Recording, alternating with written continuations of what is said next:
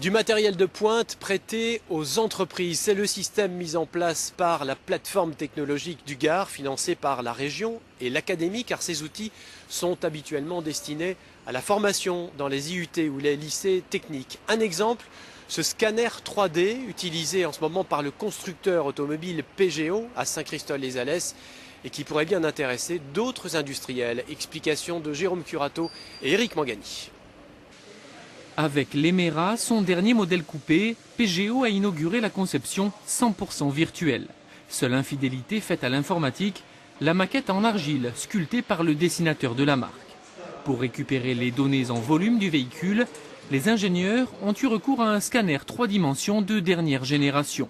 L'outil a été mis à la disposition de l'entreprise par la plateforme technologique du Gard. Le matériel qui est mis en œuvre aujourd'hui, c'est un matériel très haut de gamme, donc très coûteux, que peu d'entreprises, PME, PMI, pourraient s'offrir.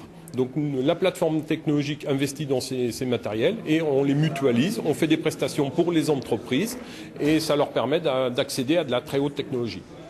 Comme cet enjoliveur, chaque pièce de la future voiture a ainsi pu être modélisée, visualisée sous toutes ses coutures, sans que l'entreprise PGO n'ait à réaliser de multiples moules successifs.